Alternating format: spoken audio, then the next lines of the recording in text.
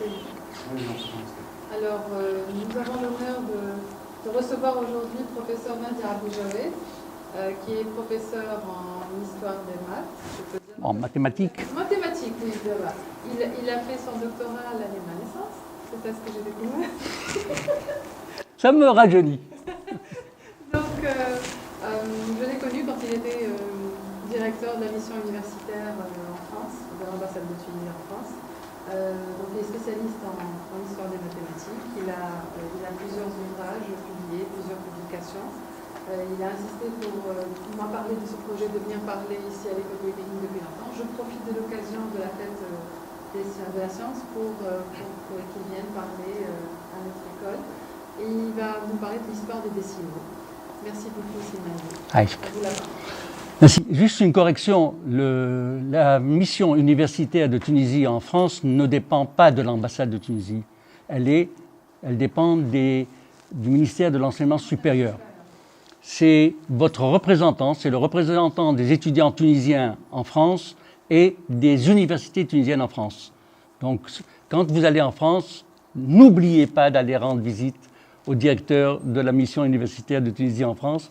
Il vous rendra beaucoup service, n'est-ce pas? Oui, c'est vrai. Bien, écoutez, je suis très très heureux d'être ici et honoré de pouvoir parler à des jeunes futurs polytechniciens. L'histoire des mathématiques est rarement évoquée dans vos cursus. Si on l'évoque dans le cadre d'une introduction de calcul diff, ou des intégrales, ou de l'algèbre, ou d'une des disciplines, ou de la physique, ou de la mécanique. C'est-à-dire, vous avez toujours un peu d'histoire, je l'espère, mais c'est toujours lié à la discipline que vous allez étudier et que vous allez travailler. L'histoire des mathématiques arabes, c'est encore beaucoup moins évoqué parce que les Arabes ont eu beaucoup d'activités mathématiques, mais malheureusement, c'est il y a très très très longtemps, il y a environ 2000 à 700 ans, où ils ne font plus pratiquement de mathématiques nouvelles. L'exception, ça va être les décimaux. Je vais vous raconter un peu comment je suis arrivé à l'histoire des décimaux, c'est-à-dire à l'histoire d'un concept universel par la petite porte, parce que je ne suis qu'un professeur, ou je n'étais qu'un étudiant puis un professeur de mathématiques et d'algèbre non commutative. Et donc l'histoire des mathématiques, c'était absolument pas du tout mon domaine. Mais en début de ma carrière à Tunis, nous avions créé une association qui s'appelle l'Association tunisienne des sciences mathématiques, qui regroupait les professeurs du supérieur, du secondaire et du primaire, et qui existe encore, et qui s'intéressait aux mathématiques. On avait invité à Monastir un professeur de didactique des mathématiques, le professeur Guy Brousseau, qui est venu nous parler de comment enseigner les décimaux à l'école primaire, au collège et au lycée. Lorsque je l'ai ramené à l'aéroport, il m'a dit, tu sais que c'est les Arabes qui ont inventé les décimaux? Je lui dis non, je ne sais pas. Il m'a dit, tu devrais regarder ça. Depuis, je n'ai cessé de regarder cela. Et c'est ce que fera l'objet de mon introduction. La deuxième partie, je parlerai de l'inventeur officiel des décimaux, c'est-à-dire Al-Kaysi, qui a écrit un livre qui s'appelle Miftah al-Hisab, et c'est dans ce livre-là qu'il y a la première définition théorique des décimaux. Puis je parlerai d'un second personnage qui est Simon Stevin, qui a écrit lui aussi un livre qui s'appelle La Dîme, les décimaux, et qui, pour les Européens pendant très très longtemps, était considéré comme l'inventeur des décimaux. Enfin, je parlerai des héritages des uns et des autres, et je terminerai par, et en Tunisie, qu'est-ce qui s'est passé en Tunisie? L'introduction, vous l'avez vu dans le communiqué, je vais parler donc de Bagdad, de Samarcande, de Tunis, mais je vais parler aussi de la Hollande, et ce sont les lieux où il y a eu des pointes. Dans l'histoire, il y a des pointes. Ces pointes-là, où les décimaux ont eu une certaine présence. Alors, 1985, c'est-à-dire à peu près maintenant 30 ans. Guy Brousseau nous fait donc la conférence et je pars pendant 1 an à lire, à chercher. C'est devenu un objet de recherche pour moi, à côté de l'algèbre non commutative, c'est-à-dire c'est parallèle. Ça va servir dans ma carrière, parce que je ne suis devenu professeur qu'à cause de l'article qui a été publié, qui s'appelait « Vers une épistémologie des décimaux ». C'est donc important même pour la carrière, c'est-à-dire il ne suffit pas de faire de la recherche, la recherche peut accessoirement devenir utile pour la carrière. Depuis, je m'intéresse à un point important. Qu'est-ce qui s'est passé depuis que les décimaux ont été inventés en Tunisie? Donc depuis 1985 et mes recherches sur les décimaux, un autre sujet dans ma tête, c'est a-t-on enseigné les décimaux en Tunisie? Quand a-t-on commencé à enseigner les décimaux? Puisque c'est les Arabes qui ont inventé les décimaux, est-ce que les Arabes de Tunisie ont enseigné les décimaux? C'était ces questions-là auxquelles j'ai tenté de répondre pendant 30 ans. Et ce n'est pas facile d'y répondre, vous allez voir, c'est l'objet un peu de la conférence en particulier. Ce qui nous a surpris, c'est que dans les documents que nous avons trouvés à la Bibliothèque nationale de Tunis, on est tombé sur des manuscrits de mathématiques, en arabe évidemment, puisque c'est écrit par des Maghrébins. Dans ces documents, on a 2 choses. On a des fractions. C'est-à-dire, dans ces documents, les mathématiciens utilisent des fractions. La question, est-ce des décimaux? Est-ce des fractions décimales? Il faut bien sûr se mettre d'accord sur la terminologie.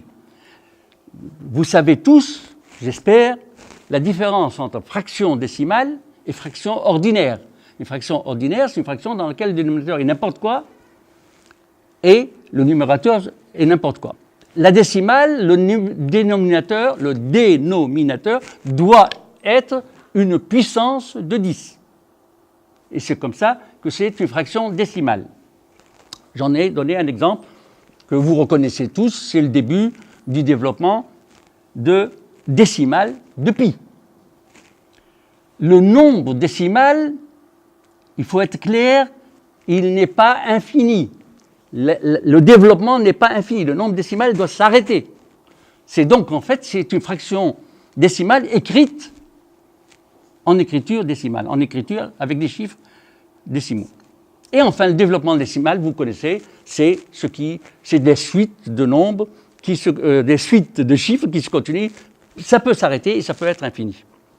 Donc, une fois qu'on a bien compris qu'il y a une différence entre fraction décimale, nombre décimal et développement décimal, je n'aurai plus besoin de continuer à définir ces objets-là. Évidemment, l'objet qui m'intéresse, c'est les décimaux, c'est-à-dire l'intermédiaire. C'est les 3, 14, 5, ces nombres qui s'écrivent avec un entier, une partie entière, une partie fractionnaire, et la partie fractionnaire s'arrête. Elle n'est pas indéfinie. Alors, qu'est-ce que nous a dit Guy Brousseau à Monassir? Il nous a dit, et chaque phrase compte, les décimaux, d'abord, l'histoire et l'épistémologie des décimaux en 1977 n'a pas été faite. En 1985, quand j'ai publié mon texte, j'étais un des premiers à en parler. Aujourd'hui, les Français, tout le monde en parle. De l'histoire, je parle des décimaux. Pourquoi? Il dit, elle est très difficile parce que le concept de décimale n'est pas évident. il suppose d'abord qu'on écrive les nombres en chiffres décimales. Les 9 chiffres et le 0. Si on n'écrit pas les 9 chiffres et les 0, il n'y aura pas le nombre de fractions décimales. Et donc, or, l'écriture des chiffres en 9 chiffres plus le 0 n'a pas été automatique. Elle est née en Inde il y a 2000 ans, 2500 ans, et elle n'est arrivée dans le monde européen, moi je l'appelle le monde islamo-chrétien, il est arrivé chez nous, puis il est parti en Europe, en 950, après Jésus-Christ, 950. Les chiffres indiens, le 0, le 1, le 2, le 3 et le 9, ne sont arrivés dans la culture musulmane qu'en 950. Et les Arabes l'ont appelé al-Hisab al-Hindi. C'est-à-dire, pour eux, c'est une écriture spécifique des nombres. Eux, ils n'écrivaient pas les nombres comme les Indiens. Ils écrivaient les nombres avec abajad, hiwazun, hatayun, kalamanun, c'est-à-dire avec des lettres, à la manière que vous faites aujourd'hui, vous, quand vous dites chapitre A, chapitre B, chapitre C, ça, c'est une écriture de alphanumérique. Les lettres ont une valeur, merci, une valeur numérique. Abajad, hiwazun, hatayun, etc. Donc, chaque lettre a sa valeur numérique. Avant 950, et pendant des siècles après 950, les Arabes n'ont utilisé que Hisab al-Jummal. Pourquoi al-Jummal? Parce que quand tu prends Ab, au sens de la lettre du commun, c'est le père, mais au sens des mathématiques, c'est Alef, B, maanaam 3. Ab, c'est 3, etc. Bat, etc. Donc, quand tu prends 3 ou 4 phrases ensemble, ça devient une jumla. Et c'est pour ça qu'ils l'ont appelé Hisab al-Jummal. Évidemment, ils font une nuance. Ils mettent une barre sur les lettres qui ont une valeur numérique. Ils mettent une barre pour différencier avec le mot normal. Donc, avant 950, ils utilisaient ça. Après 950, ils ont utilisé ça. Il y avait une autre sorte de calcul aussi qui était utilisée par les astronomes. C'est al-Hisab al-Sittini, le calcul sexagésimal, le système sexagésimal. Et d'ailleurs, il est utilisé jusqu'à aujourd'hui. Prenez votre montre. 60 minutes, 60 secondes, tout est en 60. C'est al-Hisab al-Sittini. Toute l'humanité utilise le Hisab al-Sittini jusqu'à aujourd'hui. Il a été inventé entre Bayn al-Nahrayn, c'est-à-dire en Mésopotamie, il y a 5000 ans, par les Babyloniens, et c'est resté, toute l'humanité l'a adopté. Hisab al-Jummal, Hisab al-Sittini, et une nouvelle invention qui est al-Hisab al-Ashri. La caractéristique fondamentale du Hisab al-Ashri, c'est qu'il est une numération de position, décimale de position. C'est-à-dire, quand tu mets 153, tous, vous savez, et je sais, que le 3, ce sont des unités, le 5, ce sont des dizaines, le 1, 253, c'est des centaines. Cette caractéristique extraordinaire inventée en Chine, en Inde, est arrivée chez nous, et avec ces chiffres, et quand il n'y a pas de position, on met le 0. C'est vrai, on met le 0. Ainsi, grâce à cette numération, on peut commencer à penser au nombre entier écrit en décimale, en écriture décimale, avec des chiffres de 10. Et ça, on peut aller aussi loin qu'on veut. Regardez, de droite à gauche. On va aussi loin qu'on veut. On monte aussi loin qu'on veut. S'il n'y avait pas cette écriture-là, on n'aurait pas inventé de décimaux. Donc, avant 950, il n'y a pas de décimaux. Alors, Guy Brousseau dit, à chaque étape, on croit qu'il n'y a qu'un pas à franchir, mais il ne l'est pas faute d'essayer. 950, Al-Biruni, en l'an 1000, fait un beau texte sur l'écriture décimale des Indiens. Il dit, les Indiens ont inventé ce système, c'est la plus belle chose. J'ai trouvé de la fiente, c'est-à-dire je ne sais pas comment on dit, le bahir, les restes de bahir. J'ai trouvé des tas de fiente, et parmi ces fiente, j'ai trouvé des perles. Une de ces perles est l'écriture décimale des nombres. C'est-à-dire, El-Biruni découvre que parmi les magnifiques choses qu'il y a en Inde, l'écriture décimale de position. Nous en avons choisi les chiffres qui nous ont semblé les plus beaux. 950, 1000, l'an 1000. Vous croyez que les Arabes, que les mathématiciens arabes vont adopter les décimaux? Ils ne vont pas le faire.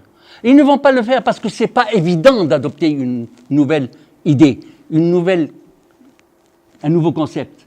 Parce qu'on a des habitudes, on est habitué à boire le café le matin, on ne va pas se mettre à boire du thé, etc. Ces habitudes, il faut des siècles, il a fallu 5 à 6 siècles pour que les premiers mathématiciens n'utilisent que les décimaux, que les chiffres indiens. On va utiliser la terminologie arabe, le Hisab al-Hindi. Donc, le Hisab al-Hindi est rentré petit à petit dans la culture, toujours parallèlement au Hisab al-Sittini et au Hisab al-Jummal. Alors, c'est aussi l'objet de la conférence, c'est de vous raconter les pas que nous avons, ce système-là. Alors, dans nos recherches, je travaille actuellement avec un collègue qui c'est Hamid Al-Hadfi, qui était ancien professeur de maths, mais ancien secrétaire général de l'École normale supérieure. Nous sommes en train de travailler sur les manuscrits arabes. Dans les manuscrits arabes, nous sommes tombés sur un auteur égyptien, Ahmed Al-Qatrawani, qui a fait ses études à l'Azhar, en Égypte, autour de 1400, et qui est venu en Tunisie. Les gens de Zitouna, de Jama Zitouna, l'ont invité à enseigner pendant quelques années en Tunisie. Donc il est venu avec son bagage d'Égypte, 1400, et il a enseigné. Quand il s'est mis à enseigner, il a observé son paysage, les gens autour de lui, 1400. Et il nous raconte les poids et mesures d'Égypte, de Mecca, de Bagdad, de Dimashq et de Tunis. On a la chance qu'en 1400, Al-Qatrawani raconte ce que passe, quels sont les poids et mesures en Tunisie. Et il dit, à Tunis, on utilise des mesures décimales. Pas décimales au sens, mais divisées par 10. Les mesures sont divisées par 10. Au lieu de faire divisé par 12 ou par 24, le qirat par 24, ou par 6, ou par 8, ils utilisent Tunis, la ville de Tunis, on insiste bien la ville, utilise les calculs, les unités divisibles par 10. Et il nous donne un exemple mathématique, il l'écrit, il est là-haut, je ne sais pas si vous le voyez. Alors, je vais vous le lire lentement, parce que c'est très difficile à comprendre.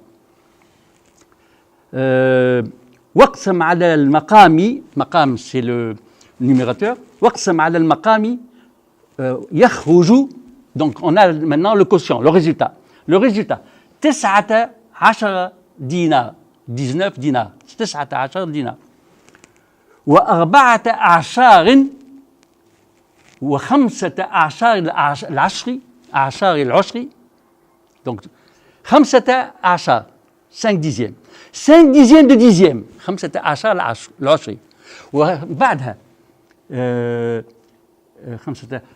أعشار العشر donc 5 de dixième de dixième de dixième et enfin 3 huitièmes de dixième de dixième de dixième de dixième puis après 5 huitièmes de huitième de dixième de dixième de dixième de dixième et enfin un demi de huitième de huitième de dixième de dixième de dixième de dixième de dixième.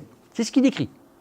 Il termine ونصف ثمن ثمن عشر العشر هكذا et il donne un dessin pour dire que ce qu'il avait mis avec des mots, il les représente avec des symboles. Alors, je m'arrête quelques secondes sur le symbole qui est devant vous. En 1200 de notre ère, donc en 1200, en Afrique du Nord, et seulement en Afrique du Nord, et en Andalousie, les mathématiciens ont inventé une symbolique pour les fractions. Parce que, en Orient, jusque-là, et jusqu'au XIXe siècle, les fractions utilisées par les Orientaux, le Caire, Bagdad, Samarkand, Dimashq, tous utilisent les fractions telles que les ont inventées les Indiens. C'est-à-dire la partie entière en haut, le premier étage en dessous, c'est le numérateur de la fraction, et tout en dessous, le dénominateur. Quand ils écrivent 3 sur 4 sur 5, ça veut dire 3 unités, 4 cinquièmes. 13 unités, 4 cinquièmes. 13 en haut, 4 et 5. Ça, c'est en Moyen-Orient. Ce n'est pas en Afrique du Nord. À partir du XIIe siècle, l'Andalus et l'Afrique du Nord, on ne sait pas où. La seule trace qu'on a, ce sont des livres. Ahmed Jabbar, le professeur Ahmed Jabbar, l'historien du Maghreb, a découvert le plus ancien livre de mathématiques d'Afrique du Nord. Et dans ce livre-là, on a trouvé la façon dont ils écrivaient les fractions. Le voilà, il est devant vous. Vous la voyez. On écrit les fractions au dénominateur. On décompose le numérateur en facteurs. Là, vous avez entendu 10 de 10. C'est une décomposition de 100 en 10 fois 10. 1000 en 10 fois 10 fois 10 fois 10. Donc, ils décomposent le dénominateur en facteurs et ils font une division successive. Et ils le notent comme ils le. C'est la première fois dans l'histoire de l'humanité qu'une fraction est écrite avec un trait de fraction. C'est passé en Europe avec Fibonacci. Fibonacci écrit exactement les fractions comme ça, comme ils sont là. La seule nuance, c'est qu'un siècle après, les Européens d'après se sont aperçus que ce n'est pas la peine de décomposer en facteurs. On laisse le nombre. On laisse le nombre et on met le numérateur en haut, le dénominateur en bas. Et c'est ce que nous avons aujourd'hui. Ça, c'était la parenthèse. Je vous ai décomposé le nombre que je vous ai dicté en arabe en mathématiques d'aujourd'hui. Voilà donc l'information que je voulais vous donner. En Afrique du Nord, à Tunis en particulier, les mesures étaient décimales et à la fin, elles devenaient octogonales. À la fin, elles deviennent 8. Vous avez 10, 10, 10 et à la fin, c'est 8. 8 et demi, évidemment. Mais vous avez vu que, en fait, ce n'était pas encore vraiment du décimal. Et surtout, ils n'auraient jamais pu inventer les décimaux. Parce que quand tu me fais 10 fois 10 fois 10 fois 10 dans les mots, tu ne peux pas penser à une structure ashariya, à des nombres ashariya. En tout cas, c'est une des difficultés qui va apparaître. Alors, il y a 2 semaines, toujours avec Hamid El-Hadfi, nous avons découvert un monsieur qui s'appelle Mohamed Zarbib, que je n'arrive pas à trouver. Je sais qu'il y a une famille Zarbib en Tunisie, mais il faudra qu'on la contacte pour voir s'ils ont des traces de leur aïeul. C'est Mohamed Zarbib, écrit en 1850 à peu près, et il dit هذه فوائد تتعلق بمعرفة أجزاء المثليات فإذا جهل أحدهما من مكيال أو موزون أو مزروع وغير ذلك, donc tout ce qui est grandeur mesurable. فإذا أردت أن تعرف جزءا معينا بهذه القاعدة العظيمة, il donne de l'importance à ce qu'il va dire. القاعدة العظيمة المعروفة بعمل رجلة, la رجلة بالعربي, وهي قاعدة استعمال النصف 5 مطلقا من ثمن أو مثمون. Donc que tu achètes ou que tu vends un objet, quand tu veux diviser par 2, tu fais apparaître un 5. Qu'est-ce que c'est que cette règle? Vraiment, nous étions très surpris. Qu'est-ce que c'est que cette règle? Nous sommes en 1850. Alors, je regarde le tableau qu'il fait. Bon, je ne sais pas s'il est visible, mais je l'ai traduit en français. يخضر طل نفسر طل il le remplace, au lieu de mettre 1, il met تحته 0,5. يكتبها 0,5 comme vous le voyez. 0,5, la deuxième ligne. La moitié, c'est 0,25. Qu'est-ce qu'il est il est en train de faire des demi, et il introduit la virgule. Je regarde, pour lui, il n'en parle pas. C'est règle ajiba, ça veut dire qu'il l'a lu quelque part.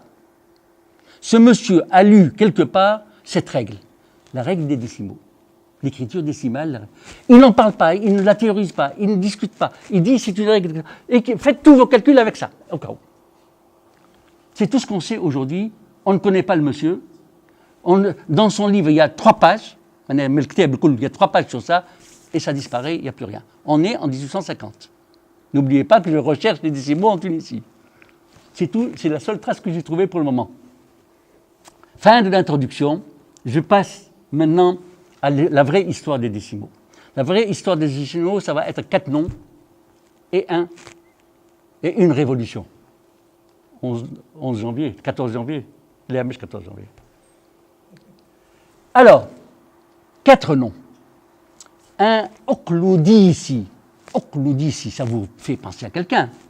Euclide, Oqloudissi. Ce monsieur se fait appeler Al-Oqloudissi, l'Euclide des Arabes, 950.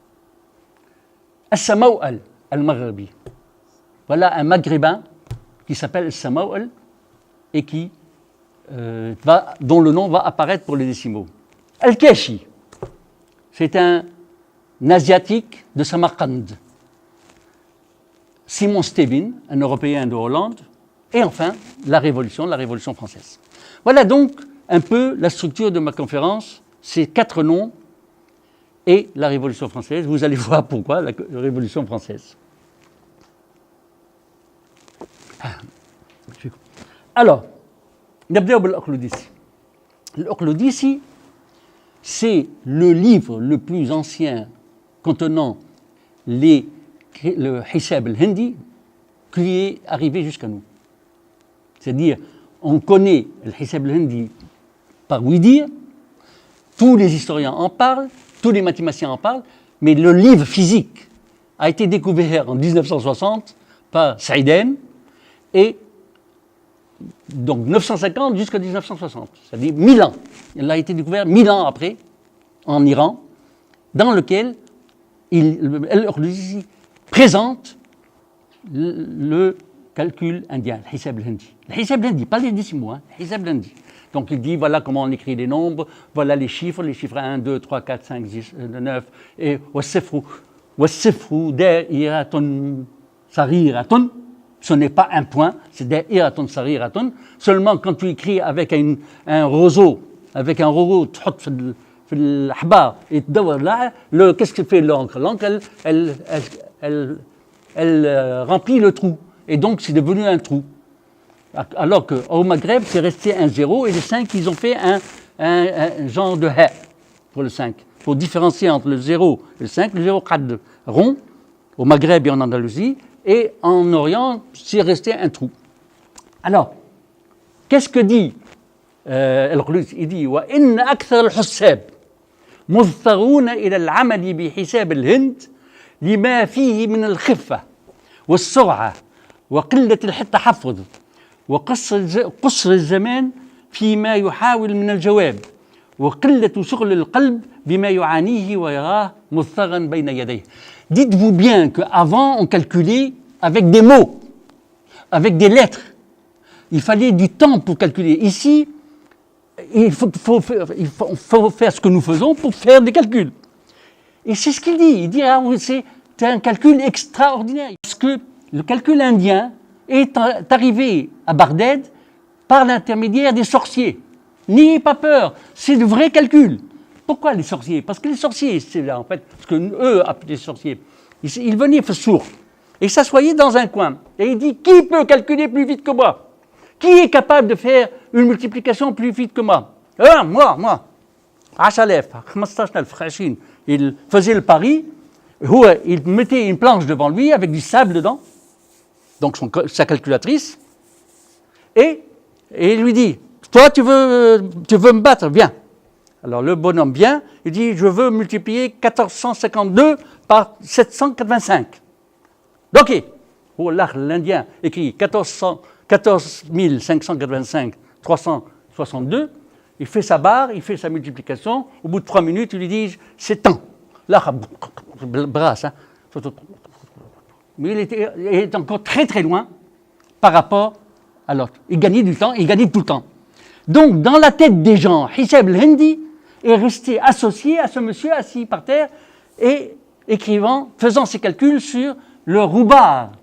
Et le Hisab al-Hindi s'est fait appeler par Hisab al-Roubar, le calcul de la poussière. Et c'est comme ça, on a des livres entiers de mathématiques, Hisab al-Roubar. Donc, il dit, n'ayez pas peur. On peut se passer de tout ça. On peut utiliser le stylet et l'encre. Seulement, on est à Bagdad en 1950. L'encre, c'est pas facile à faire. Mais le papier est très très cher. N'oubliez pas qu'à Bagdad en 1950, il n'y avait que 3 papeteries tenues par des Chinois. Les Arabes ont invité des Chinois pour faire fabriquer le papier. Et le papier était extrêmement cher. On n'allait pas faire des calculs et du brouillon sur des feuilles qui coûtent les yeux de la tête. Donc on utilisait le Hisab al-Roubar et on utilisait la mémoire. Le calcul chez les Arabes, chez les gens du Moyen-Orient et en Europe, au Moyen-Âge, se fait surtout par la mémoire. On apprend par cœur. On a par exemple, on sait qu'il y a un moine anglais qui est parti à Poitiers pour passer 6 mois pour apprendre la multiplication. Simplement la multiplication. La multiplication arabe, évidemment. Hisab al-Hind. Pour nous, ce que nous appelons Hisab al-Hind, les Européens appellent Hisab al-Arab. Calcul, l'arithmétique arabe, les chiffres arabes, parce que c'est venu par les Arabes, soit par la Sicile, soit par l'Andalousie, c'est-à-dire par l'Espagne. Donc, alors ici, il parle donc de la façon d'écrire les nombres entiers, seulement dans un tournant, dans une page. Voilà le livre de l'Archéologie. Bien sûr, le livre de l'Archéologie a été édité, traduit en arabe, traduit en anglais et publié par Saïden, The Arithmetic of l'Archéologie. Ce n'est pas traduit en français. Alors, si l'Archéologie explique comment on fait la moitié, règle, la fameuse règle de 1850, déjà en 950, c'est la même idée. Regardez ce qu'il fait. Il dit, je prends le 10e de 135. Pour prendre le 10e de 135, je déplace le nombre d'un cran. Et je le fais en bas. Et ça me donne 148,5. Et je fais une marque au-dessus. Et il continue comme ça. Et il dit, le résultat final, c'est 217 unités. Et ce qui reste, c'est-à-dire la fraction, je la rapporte à 100 000. À 100 000. Ça, c'est la première fois. Un nom pour 10 fois 10 fois 10 fois 10 fois 10, 6 fois, c'est 100 000. 5 fois, c'est 100 000. Commencez à donner des noms aux multiples de 10. Ça apparaît chez lui. Et je vous donne le dessin. Voilà. Je l'ai agrandi là. Vous voyez, il fait le décalage du nombre. Il a 15 285, il le décale, ça fait... Non, c'est marqué 16 285, c'est le décalage, le 1 vient en dessous du 6, etc. Bon, donc voilà alors ce qu'il a fait.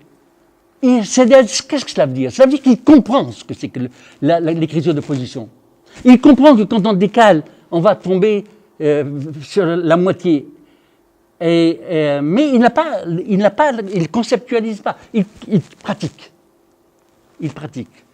On ne l'a plus retrouvé. Si on le cite, lui, c'est parce qu'on ne l'a plus retrouvé, ce genre de choses après. Personne après, presque personne, puisqu'on va arriver à Samaouel dans quelques secondes. Voilà donc l'écriture d'une fraction du temps de Euclide ici, celle qui est arrivée des Indiens, 152, 17, 31e, 152, 17, 31e, ou bien 3, 14, 159 de 100 000, donc le 3 unité, 14, 159 numérateur au bas dénominateur, et sinon on le fait en hexadécimal, c'est-à-dire 47, 12 minutes, 33 minutes. Je vous signale quelque chose. 47 degrés, 12 minutes, 33 secondes. Vous remarquez quelque chose? L'écriture de droite à gauche. Les fractions sont à gauche. Ne sont pas à droite, sont à gauche. En écriture sexagésimale, les fractions sont comme l'écriture de la phrase. 47 دقيقة سامحني 47 درجة 12 دقيقة 33 ثانية. Ça va de droite à gauche.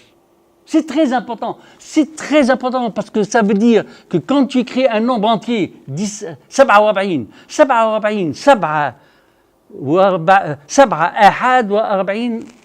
عشرات 500 كله ماشي de droite à gauche. من 1335 تنقولوا العرب يقولوا يقولوا 35 و400 و1000. Ça va de droite à gauche. Où vas-tu mettre ta fraction décimale? Tu vas la mettre de l'autre côté? Bien sûr, tu vas être obligé de la mettre de l'autre côté, si tu l'inventes. Donc, une des grandes difficultés épistémologiques, c'est que où va-t-on placer si on y pense, où on va-t-on? Alors, lui, il a résolu le problème. Il l'a mis à droite. Voilà un autre exemple, le seul, il n'a que 2 exemples. Je vous ai donné le premier, et le second. Donc, c'est la division par 2.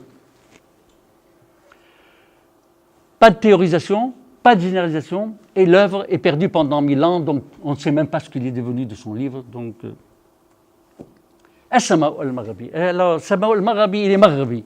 Vous savez que dans un nom arabe, quand vous trouvez Mahdi al-Qsibi, معناه ماهوش في القصيبة، ما عادش في القصيبة، مولود في القصيبة ولكن ماهوش في القصيبة. فهمت؟ Donc dans le nom, quand vous entendez المغربي معناها مغربي بالأصل. أما تولد ولا عائلته من المغرب. هو في الحقيقة مولود في بغداد. C'est un juif de Bagdad. Très grande famille d'érudits juifs de Bagdad. Et mathématicien très précoce. À 14 ans, il renvoie ses professeurs de polytechniciens pour le je vais étudier moi tout seul l'aql d'ici. Tout seul, je vais tout seul étudier la géométrie d'Euclide. Euclide, je vais moi tout seul étudier Euclide. Parce que mes professeurs, mes professeurs ne comprennent rien de ce que d'Euclide, etc. Donc, il est très précoce, il a très vite étudié les maths et il devient un très grand mathématicien, spécialiste des polynômes. Polynôme, vous savez ce que ça dit un polynôme? X au carré, x au cube, à la façon arabe, c'est-à-dire Shay, Mel, Kab, etc. C'est-à-dire il y a des noms pour chaque puissance. Et il devient un grand spécialiste des polynômes parce qu'il ne leur donne pas, il ne les associe pas avec les puissances de 10, pas du tout. Il les associe avec des colonnes. C'est-à-dire, il met les unités dans une colonne. La colonne suivante, ça va être l'X, la chose. Après, le carré de la chose, le cube de la chose. Mais c'est des colonnes. Et là, il s'aperçoit que s'il remplace le X par 10, il obtient une écriture décimale. Il écrit des puissances de 10. Donc, il comprend ce que c'est qu'une écriture de position, l'écriture décimale de position. On ne parle pas encore de fraction, hein. On ne parle pas de la partie fractionnelle. Il comprend ce que c'est ça. Et il se rend compte qu'en fait, si il prend les décimales vont lui faciliter ces écritures-là. Et au lieu de continuer et de faire de la théorie, il ne le fait pas, il la pratique. Et il la pratique d'une manière extraordinaire, toujours avec les tableaux. Donc il a écrit un livre, un chapitre d'un livre. C'est très long comme titre, hein. Les Arabes faisaient des titres très très longs, le Moyen-Âge kif, hein. Sur un principe unique, donc la même règle qu'on va appliquer, permettant de déterminer dans toutes les divisions et les extractions de racines le résultat entier et l'approcher, donc la partie fractionnaire, aller le plus près possible de la réalité. C'est-à-dire approcher le plus vrai possible de la vérité. En effet, une approximation la plus proche de la vérité. Donc il dit, j'ai inventé ou j'ai pensé à un système où on peut écrire le nombre de telle manière que la partie fractionnaire s'approche le plus possible de la vérité. La meilleure approximation possible, on dit aujourd'hui. Et voilà ce qu'il fait. Il va faire des tableaux, et vous voyez ce qu'il fait. Il prend la partie entière, 16, et au-dessus, il commence à aller de plus en plus fine. Il prend des fractions de plus en plus fines. 1 sur 10, 5 sur 100, 3 sur 1000, etc. Il peut aller jusqu'à 18. Bon, c'est des maths pures, hein, c'est des maths pures, c'est des calculs archimédiens. Donc en fait, ce qu'il fait, il prend un cercle et il prend un polygone inscrit dans le cercle et il se met à augmenter au fur et à mesure le nombre de côtés. Plus il augmente le nombre de côtés, plus il approche de la réalité, par exemple, de pi. Il fait la même chose pour racine de 2. C'est-à-dire, en fait, on appelle ça du calcul archimédien, parce que c'est Archimède qui a pensé à cette idée-là. Et donc, qu'est-ce qu'il fait? Il ne sort pas de chez les Indiens. Regardez quand il veut écrire le résultat, il dit c'est 3 sur 162 277 sur 10 millions, sur 1 million. C'est-à-dire, le résultat, il écrit en façon indienne. Il n'a pas l'idée qu'en fait, il peut enlever le dénominateur. Et nous arrivons à l'inventeur des décimaux. C'est Jamshid Riyad al-Din al-Keshi. C'est un grand astronome. Et un grand mathématicien. Il a choisi d'aller à Samarkand parce que le roi de Samarkand, Ismou Ulugh Beg, c'est un Mongol. Ulugh Beg, c'est un petit-fils de Gengis Khan. Et il est très, très, très amoureux des mathématiques. Il a rassemblé autour de lui tous les mathématiciens de son époque. On est en 1400, donc jusqu'en 1449. En 1400, il rassemble tous. Il est au pouvoir, il rassemble. Ça dit Spana, il a le flous. Et il construit le plus grand observatoire de l'époque, à Samarkand. Jusqu'à aujourd'hui, ceux qui sont allés en Russie, en Ouzbékistan maintenant, en Russie soviétique, en Ouzbékistan, et on leur montre le grand cercle de l'observatoire. Il ne reste plus que le bas. Et là, les mathématiciens et les astronomes se mettent à travailler sur des machines qui vont observer le ciel et sur des mathématiques qui vont aider à calculer les observations. Donc, un des grands professeurs s'appelle donc Jamshid al-Keshi, l'autre c'est Qadi Zed Roumi. Donc on a deux grands professeurs, plus le roi lui-même, venait dans les classes et s'asseyait, on avait peur de lui, il posait des questions et il leur disait « Attention, vous me répondez en maths et non pas pour me faire plaisir.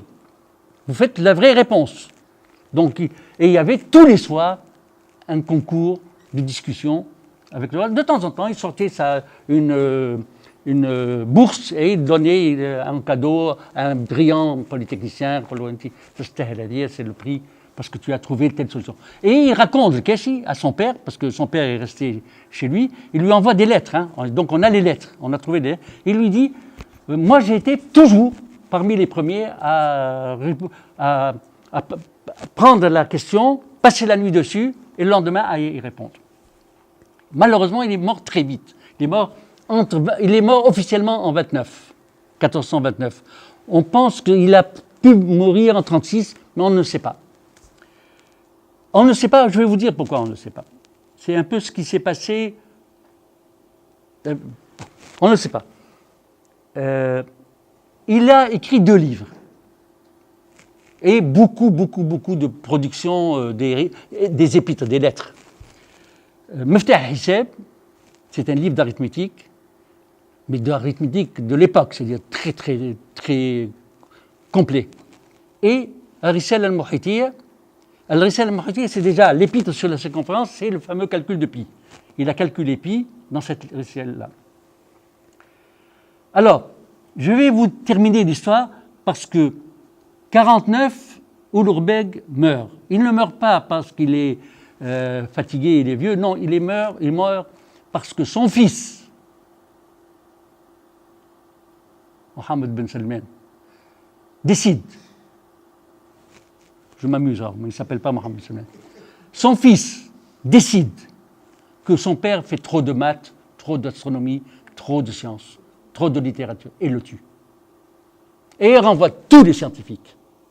1449, il renvoie tous les scientifiques.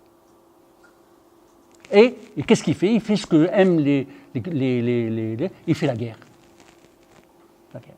Il fait la guerre. Et il se met à attaquer tous ses voisins, etc. Et à piller tout ça, etc.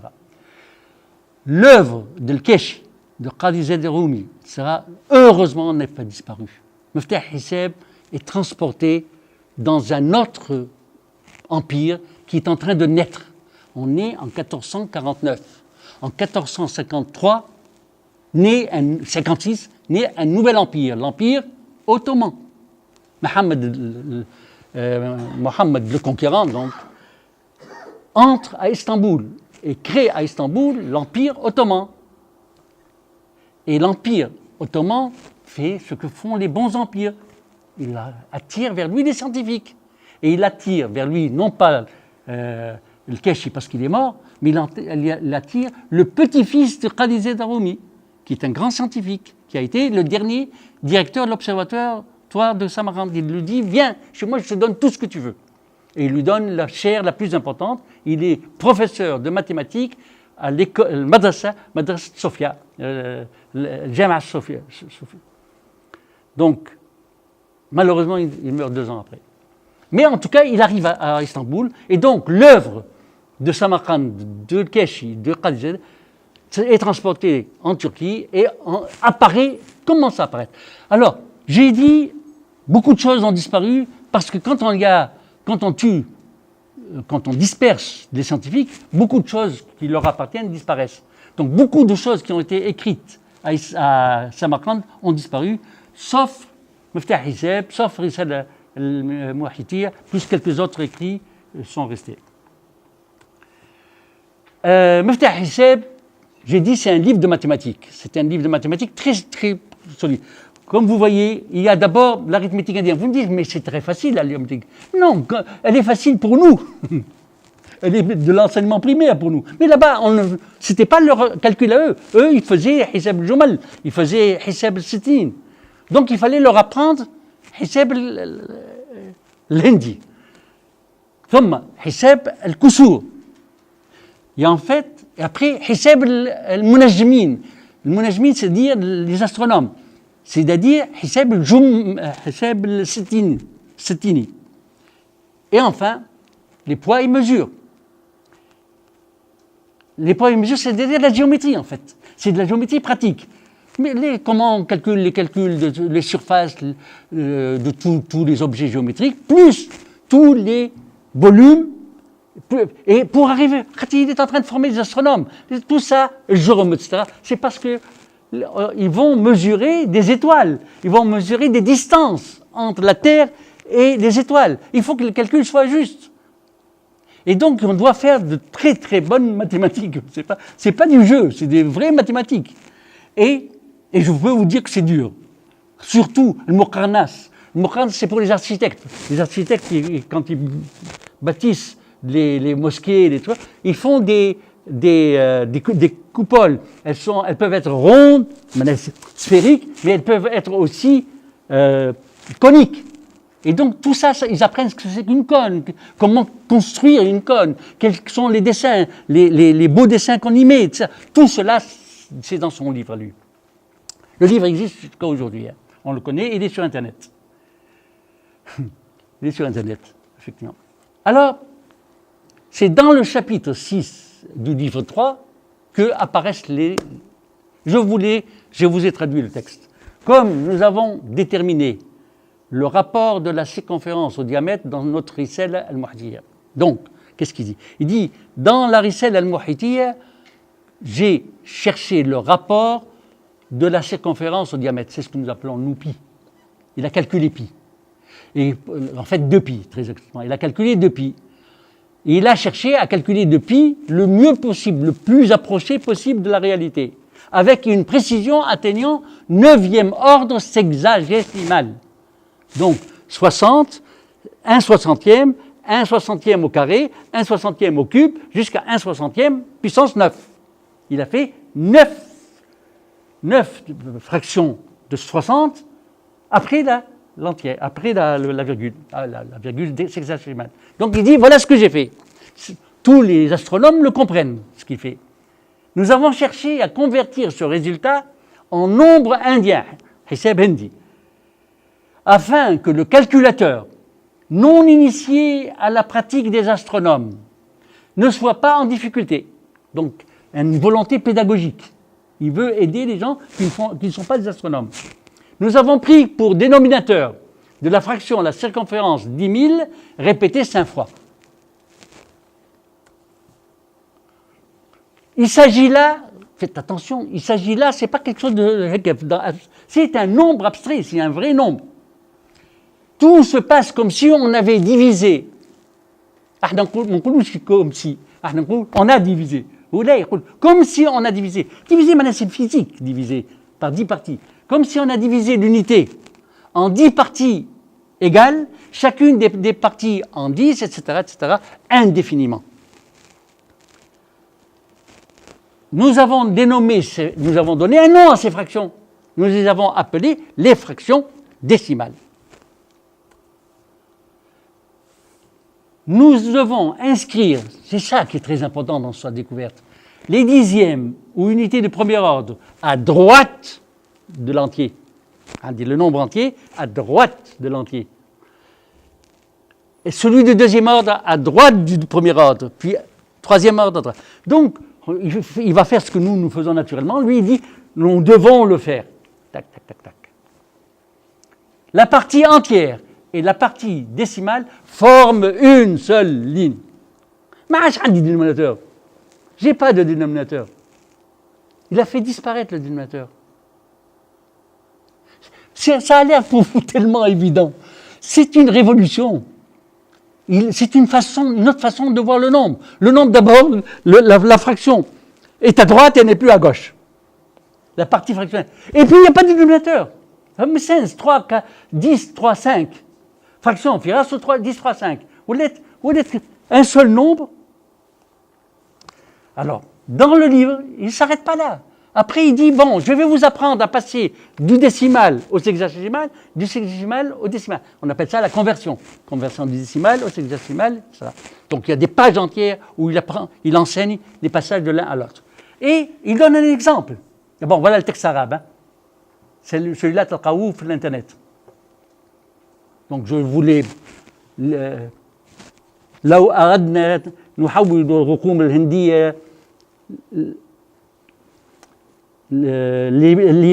لئلا يعجز المحاسب الذي لم يعرف حساب المنجمين أخذنا كسر المحيط من مخرجه هو 10,000 مكررة 5 مرات وهذا عدد مجرد فكأن قسمنا الواحد الصحيح 10 أقسام وقسمنا كل 10 أقسام ثم كل قسم etc. Donc, voilà le texte que j'ai traduit. Et voilà, il donne un exemple de calcul. Il dit, je vais calculer, par exemple, 25,57 multiplié par 14,3. Qu'est-ce que je fais? J'oublie les deux fractions, j'oublie les virgules, et je fais une multiplication hadiya. 25,57, 2557, multiplié par 14,143, comme si c'était des nombres entiers hadiyes. Bon, il utilise ce qu'on appelle le shabaka, la fenêtre, et il trouve le résultat. Et après, il dit, il y a eu combien de nombres après la virgule? Il y en a eu 2 et 3. Donc, ça fait 3. Donc, je mets la virgule à la troisième. Et c'est fini. C'est ce que nous faisons à l'école primaire, non? Aujourd'hui. C'est nous. Voilà. Mais ça, c'était il y a 1427, disons 27. En 1427. C'est du nouveau. Et c'est tellement évident qu'on se dit, mais pourquoi c'est pas passé directement? Tout le monde s'est mis. Oui, parce qu'il faut apprendre à ces choses-là. Dans son livre, il y a les tableaux de conversion, il y a tous les calculs d'air, il les fait avec ça, les problèmes algébriques, il les fait avec ça, il résout les problèmes algébriques.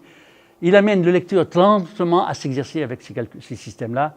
Et surtout, il dit, ça nous sert à vérifier les résultats. Ça, c'est quelque chose que nous tous, nous enseignons à nos élèves. C'est pas grave de faire des fautes. Ce qui est très grave, c'est de ne pas vérifier, de ne pas savoir retrouver la faute. Faites des fautes, mais retrouvez les fautes. Et il apprend à ses étudiants à retrouver des fautes. El-Kashi, c'est un grand homme, c'est de très grands résultats. Quel a été son héritage? D'abord, El-Kouji, son ancien élève, on a retrouvé son livre, il est à la Bibliothèque nationale. Je l'ai étudié avec Ahmeda, on a regardé très dans les détails. El-Kouji n'a rien compris à son maître. Pas un mot des décimaux. Pas un mot. Il a repris pratiquement la moitié ou le trois quarts du livre d'El-Kashi, de Miftah Hisseb, mais pas un mot de décimaux. Chaque fois où le paragraphe, la page sur les décimaux, il l'enlève.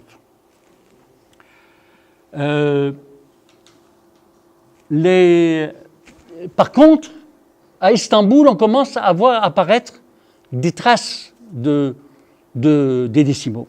D'abord, il y a quelqu'un, un astronome juif, Elia Misrahi, qui écrit donc ce livre, qui a bien étudié, visible, semble-t-il, les travaux de Kashi, et il se met à utiliser des décimaux. On passe en Allemagne, quelqu'un qui a dû lire Misrahi, lui aussi se met à utiliser des décimaux. On a un texte qui dit les Turcs écrivent comme ça, font comme ça leur division. Les Turcs, pour nous, on sait que ça vient de Samarcande, mais eux, ça vient de Turquie. Donc, ça commence il y a des gens qui commencent à comprendre l'intérêt des décimaux. Voilà, par exemple, le petit-fils de Qadi Zaid Arumi. Qadi Zaid Arumi, c'est le collègue de Kashi, à Samarkand. Son petit-fils se retrouve en Turquie, et voilà, j'ai retrouvé à Tunis un manuscrit dans lequel il y a alors très clairement des nombres décimaux. Vous voyez, à gauche, il y a tout le nombre entier, c'est des kawakab, donc c'est des mesures il prend le kawkab et il mesure la distance extrême, la distance maxime, minime, et le moyen, et le milieu. Donc le premier c'est maxime, la deuxième minime, et puis le milieu, le mu'adal. Et donc c'est 23 991 218, et après le virgule 0, 1, 8, 8, 8, 5, 0. Donc il y a les virgules à droite, donc des tableaux, et avec toutes les distances qu'il fait. Là c'est clair et net, mais un seul tableau de tout le livre qu'il a. Ça veut dire quoi? Ça veut dire qu'il commence à appliquer ça, mais c'est pas encore dans la culture. Mesrahi, voilà à droite, vous le voyez, il a toute une division là qu'il fait avec des virgules, et il fait la barre, lui. Pour séparer la partie entière, la partie décimale, il met la barre. Rudolf Kif, il fait une barre, comme vous voyez. Il fait une barre, la partie entière et le décimal. Donc, on commence à avoir des textes de mathématiciens qui utilisent des décimaux. Évidemment, pour eux, ça vient de Turquie, ou bien ça vient de la culture des astronomes. Donc, il y a un Italien qui propose de mettre, au lieu d'une barre, de mettre un point, et c'est resté chez les Anglais. Donc, tous les Anglais, aujourd'hui, utilisent l'entier avec un point comme décimal. Par contre, Napier, qui est l'inventeur des logarithmes, lui, propose la virgule, et la virgule est restée chez les Français.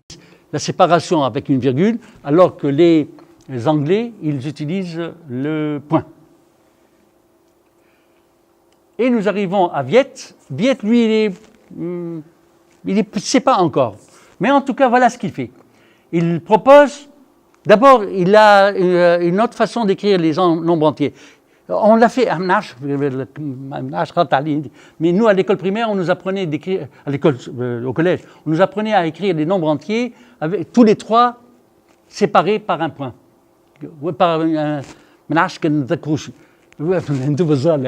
Maintenant, pour dire 1000, on faisait 1.000.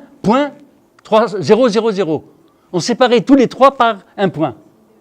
C'est ce que fait Viet, comme vous voyez. Il sépare par une virgule chaque triplé, 3 entiers, et après, quand il arrive à la partie décimale, il fait une barre. Et vous voyez ce que ça correspond, la façon dont il l'explique. Et enfin, vient Simon Stevin. Vous voyez, on est en 1585 alors que j'ai parlé de gens qui ont fait avant. Donc maintenant 1579, 1617, c'est-à-dire j'ai parlé de gens qui ont utilisé naturellement dans leur travail d'astronome ou de mathématicien des décimaux, sans en faire une théorie, sans en parler. Ils l'utilisent au cas où. Ils inventent, ou ils croient inventer, ou ils voient chez toi que tu utilises ça, ça leur plaît, ils l'utilisent. Là, nous sommes dans un autre domaine. Avec Stevin, nous sommes comme avec Al-Kashi. Là, nous avons un mathématicien, un mécanicien, un militaire hollandais qui est extrêmement actif, c'est-à-dire qui a construit plein de ports en Hollande, qui invente des machines à calcul, c'est un très grand créateur. Et il écrit un tout petit livre qui va devenir connu universellement. Il l'appelle Die Tiende, qui traduit en français donne la dîme, et en anglais, titre, tous les Anglais le Moyen-Âge, Decimal Arithmetic Teaching How to Perform All Computations, whatsoever by whole numbers, without fractions, by the 4 principles of common arithmetic. En d'autres termes, des nombres décimaux. Ce petit livre de 36 pages va révolutionner la vie des ingénieurs. Parce qu'il leur dit, écoutez, cessez d'utiliser des fractions de n'importe quel dénominateur, la 12, ou la 8, ou la 5, ou la 4. Utilisez les décimaux, parce qu'avec les décimaux, vous allez arriver à déterminer le mieux possible vos approximations, et vos machines pourront être extrêmement précises. Donc, ce qu'il fait, c'est-à-dire, il devient un ambassadeur des décimaux. Il dit, voici une façon d'écrire les décimaux. Malheureusement, c'est un paradoxe. Alors que tout autour de lui, on utilise soit la virgule, soit le point, lui, il propose encore une technique très en retard. Il dit, je vais remplacer le 10 par 0, le 10 puissance 1 par 1, le 10 puissance 2 par un cercle 2, et il fait des cercles pour remplacer les puissances. C'est très en retard par rapport à Al-Kashi, ou par rapport à Borgi, ou même Viet. C'est très en retard par rapport à tous ses contemporains. Mais bon, c'est comme ça qu'il a pensé qu'il allait enseigner. Ce qui est resté, sa notation évidemment a disparu de la circulation. Par contre, sa promotion des décimaux a été écoutée par les ingénieurs et par les savants. Et donc, tout le monde pense que c'est lui qui a été le principal ambassadeur des décimaux. Nous arrivons à la Révolution française. Jusqu'à la Révolution française, des écoles ont enseigné ce qu'on appelle les fractions vulgaires. Vulgaire, c'est-à-dire adiya, un tiers, un quart, un huitième, 2/5, etc. Pas de décimaux. À la Révolution française sort en 1793. La Révolution française a eu lieu en 89. 4 ans après, sortent des instructions officielles. Instructions sur les mesures républicaines. Mais des mesures naturelles, c'est républicain, ça ou rien. Qu'est-ce qu'on leur dit? On leur dit, à partir d'aujourd'hui, toutes les mesures que vous allez utiliser, toutes doivent être décimales. Le mètre, le centimètre, le décimètre, le hectomètre, tout est décimal. Vers le haut et vers le bas. Le kilo, le hecto, le centi, les fractions de kilo. Hein? Le gramme, le centigramme, le milligramme, etc. Kolloupa 10. Le jour, la semaine de 10 jours. On a institué la semaine de 10 jours. Ah, je me connais là. Tout est décimal. ou si tu n'appliques pas ça, il y a une seule solution, monsieur le Moualem. On va te couper l'échafaud. Taf. Donc, il était révolutionnaire en 1793 de n'enseigner que les décimaux. Vous allez me dire, mais pourquoi? Parce que en France, avant la Révolution, toutes les provinces avaient leurs propres mesures. Toutes les provinces. Chaque province avait son coudée. Sa coudée. Elle pouvait être de 25 cm à Paris et 30 cm à Lyon. Ils s'en foutaient, ça ne comptait pas. C'était important de remesurer et donc de payer une taxe. Donc quand tu passais d'une province à l'autre, tu payais une taxe, mais une taxe régionale. La Révolution française a voulu unifier la France. Elle a voulu qu'il soit la même langue, les mêmes mesures, les mêmes règles, le même qanoun, le même code, et donc les mêmes mesures. Et donc, évidemment, la Révolution française est terminée. Napoléon a été exilé en 1815. En 1815, on est revenu aux anciennes. Et donc, l'école primaire française a oublié les mesures décimales à partir de 1815. Comme partout, quand il y a révolution, on oublie tout. Et on amène du nouveau, soi-disant. Là, on a amené de l'ancien. Il a fallu attendre jusqu'à Jules Ferry, donc jusqu'à la Troisième République, pour que dans les écoles primaires, donc, rebelle comme 1870, maintenant, même 1815, 1870, c'est fini. On a dit, dans les écoles, les décimaux ont disparu. Et vous croyez que dans le reste du monde, les décimaux n'ont pas disparu? Non. Les décimaux n'ont pas existé en Amérique et en Angleterre jusqu'en 1960. Jusqu'en 1960. En tant que mesure unique, mesure systématique. Vous le savez, le miles, ce n'est pas un décimal. Le pound n'est pas un décimal, etc. Les mesures anglo-saxonnes n'étaient pas décimales. Il a fallu une décision du gouvernement américain et du gouvernement anglais après la guerre, juste après la guerre, disant qu'à partir de 1960, toutes les machines doivent être décimales. Parce qu'en fait, il ne suffit pas de décider que c'est une magnifique façon d'écrire les choses. Il faut aussi changer les machines. Il faut changer tout doit changer. Maintenant, les machines qui créent l'objet doivent elles-mêmes être remesurées. Et ce n'est pas simple. Maintenant, il y a eu un très grave incident lorsqu'on a envoyé le premier satellite sur le Mars. Maintenant, si les vieux se rappellent, le premier satellite qui est arrivé sur Mars, il était supposé atterrir sur Mars et photographier pendant quelques jours ce qui était autour et renvoyer les photos. Donc il est descendu, et paf, il s'est cassé la gueule. 3 ans, ils ont mis 3 ans pour essayer de savoir quelle faute ils ont fait. Arriver jusqu'à Mars et se casser la figure les 20 derniers mètres ou les 30 derniers mètres, leur a posé un problème. Ils ont fait des calculs, donc ils ont remis tous les calculs dans un crayon, ils ont refait les calculs, et ils ont découvert qu'un artisan qui avait gagné un marché pour des petites écrous a fait oublier de se rendre compte que toute la commande était en décimale. Et il l'avait fait en pouces. Micro-pouces. Seulement un micro-pouce à une distance de millions. Ça devient une très grande distance. Ça permet de faire l'action. Ça veut dire que quand vous changez une règle, quand vous changez la façon de mesurer les choses, etc., ça demande toute une civilisation qui change. Que ce soit des têtes, que ce soit la façon de calculer, tout cela. Donc, c'est ce que disait Guy Brousseau. Il ne suffit pas de trouver une idée géniale, il faut encore qu'elle soit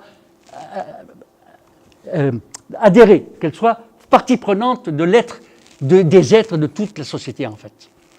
Et donc, voilà. Ça, c'était pour terminer avec la Révolution française. Donc, je suis arrivé à Tunis. Et en Tunisie, revenons un peu. Donc, on a vu le Rigle, on a vu le texte sur la Rigle, et on a vu 1500, en 1400. Ahmed Bey,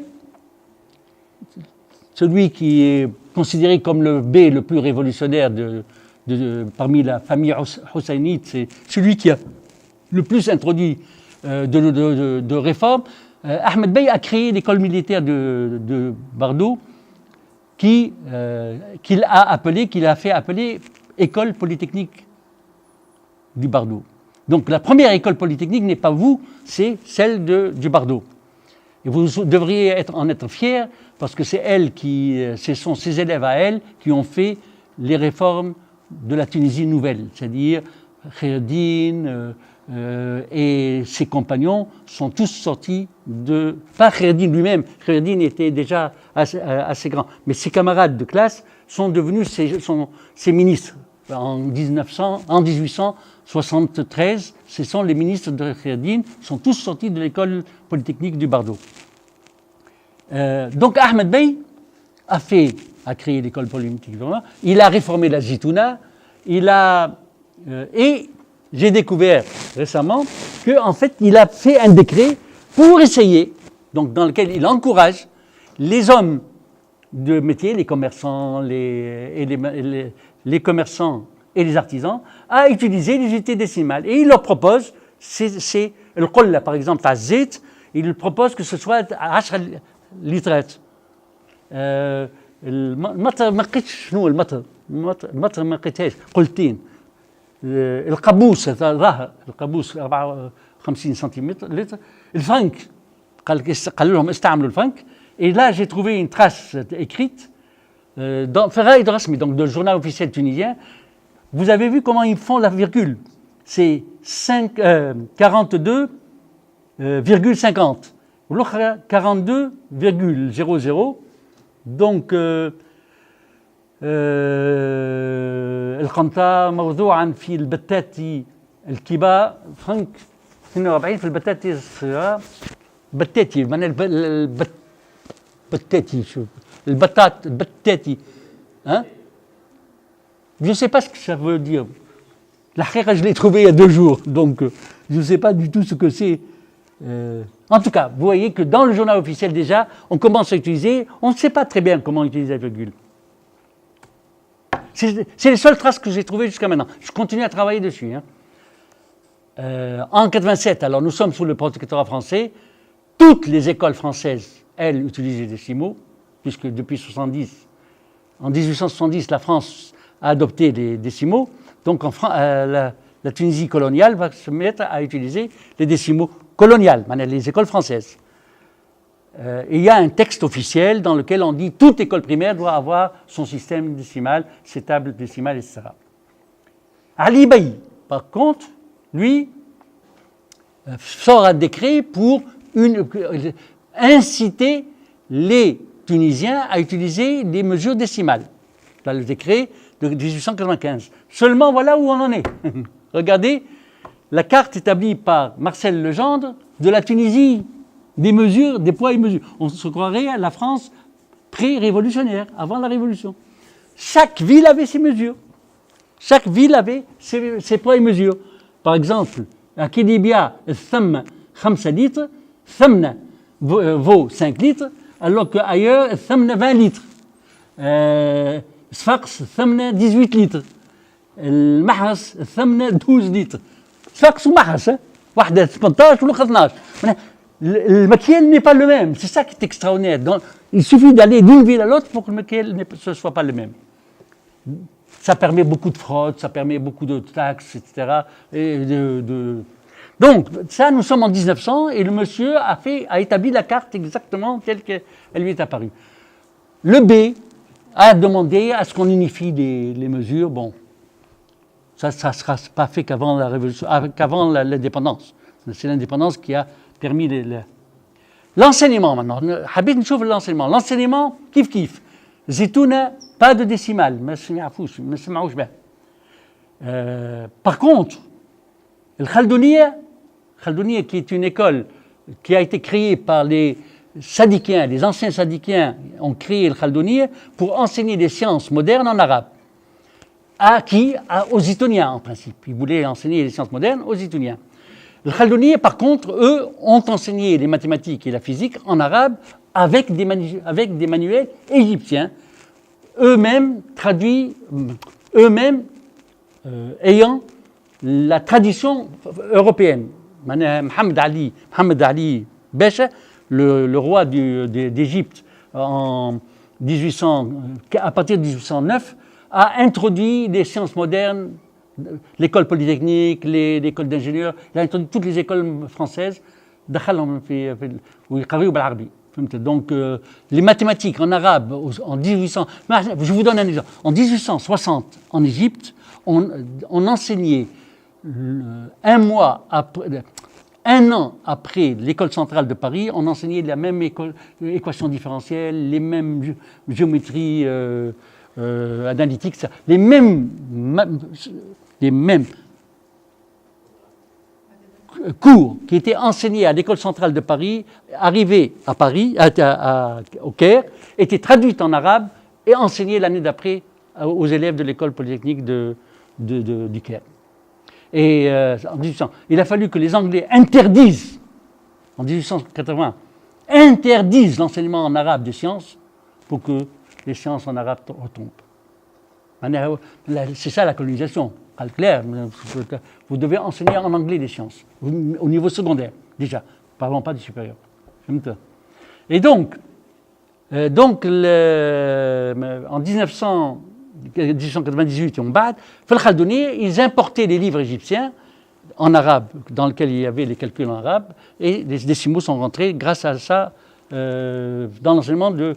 C'est la même chose pour la première école moderne, سماها المدرسة القرآنية العصرية qui en fait ما هي قرآنية إلا على خاطر قريوا شوية قرآن في الابتدائي في العام السنة الأولى والثانية والباقي كله exactement les mêmes programmes que l'école française mais en arabe y compris l'Ahsab et les livres d'Ahsab ont été importés d'Égypte. Voilà ce que j'avais à vous dire. Voilà le livre à droite, celui d'Égypte, donc avec les chiffres, avec les décimaux, et à gauche, les fractions traditionnelles maghrébines d'Andalous, les mêmes qui étaient enseignées en 1934, mon cher ami. Voilà, les bibliographies, et je vous remercie. Je vous ai mis comme bibliographie, à part moi-même, Chabert, Histoire d'algorithme du caillou à la puce. Le gendre, c'est les fameuses mesures tunisiennes, traditionnelles tunisiennes. Rochdi Rachid, entre arithmétique et algèbre, il parle de Samaoul, donc c'est lui qui présente Samaoul, et Saïden qui présente le Quludisi. Et je vous remercie.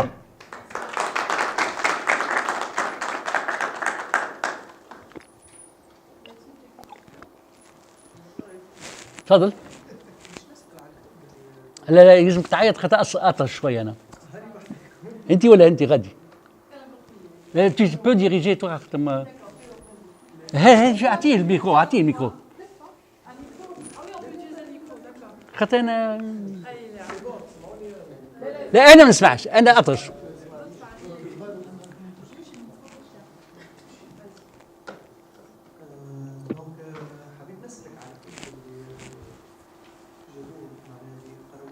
ما سمعتش.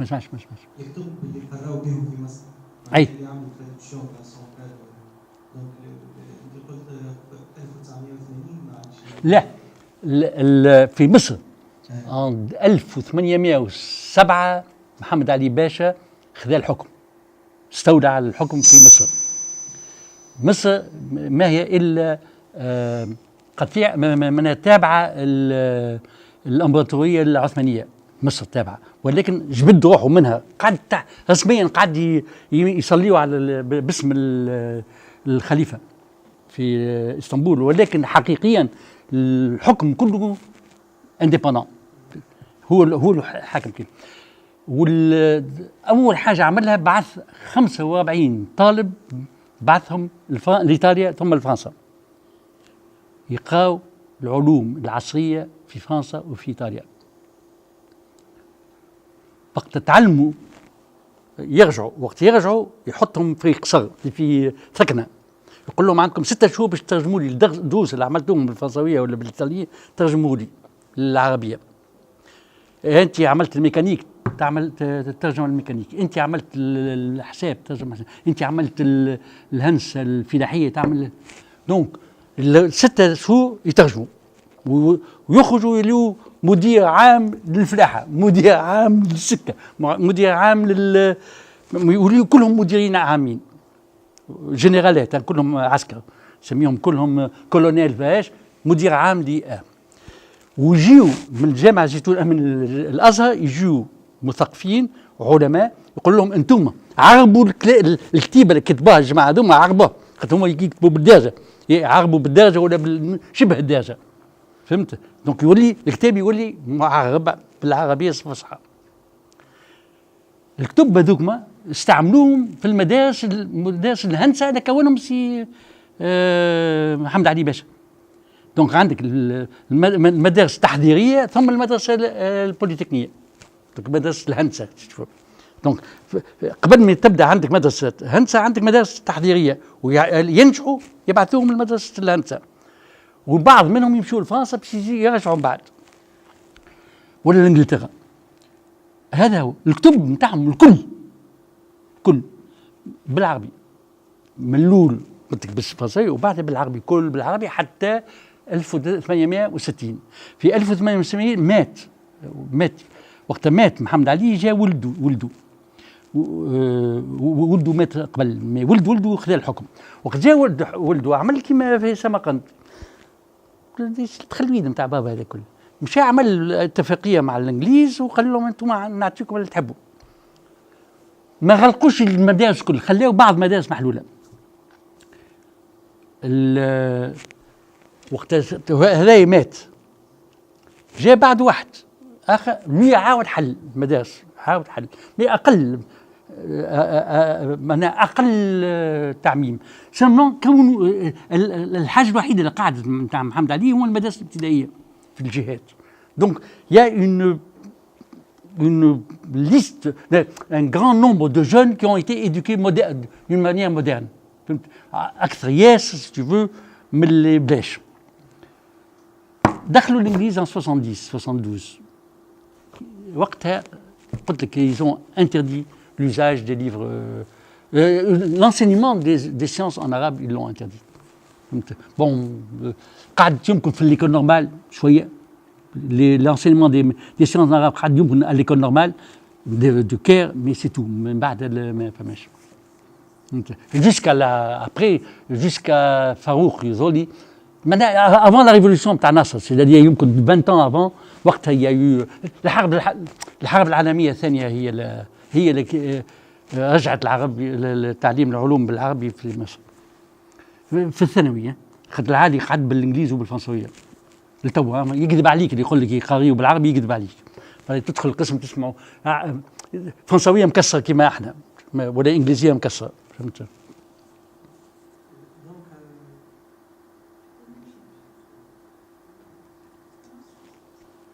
وي وي بيان سور. لا عندك على الانترنت عندك في الانترنت في تونس عندنا المكتبه الوطنيه نلقى كنزان، نلقاو كنزان منهم موجودين. خادم عليها انا بالانجليزي كي تدخلوا ما نعرفش تعرفوش academia.edu tous mes articles sont sur academia.edu تلقاوهم، فهمت؟ ما عندكم الحق تدخلوا لهم كل academia. ولا ريشيرش جيت عندي j'ai des amis tous en ligne et je parle beaucoup de l'Égypte, je parle beaucoup de la Turquie. J'ai beaucoup travaillé sur l'enseignement des mathématiques dans les pays arabes et turcs. Quoi. Donc tous les détails تلقاهم في الحكاية هذه. quelqu'un مثالي.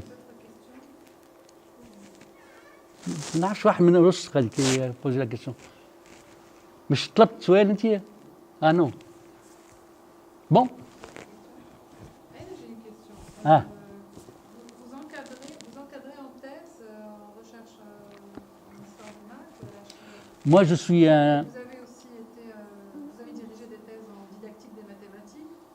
Donc, est-ce qu'on continuait dans ce sens Là, tu touches à un point sensible. Moi, j'ai été mis à la porte en 2002. De tout. Moi, j'ai été renvoyé de l'université pour mauvaise action en 2002.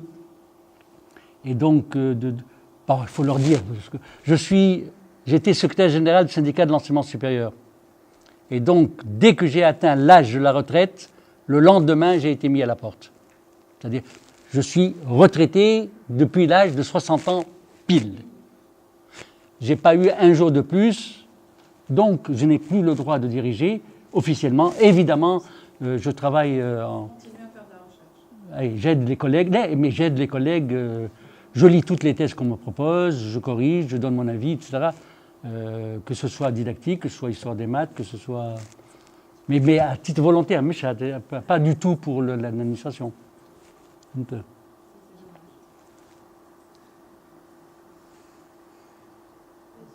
questions? En remerciant à nouveau Nice. professeur Nadia déjà.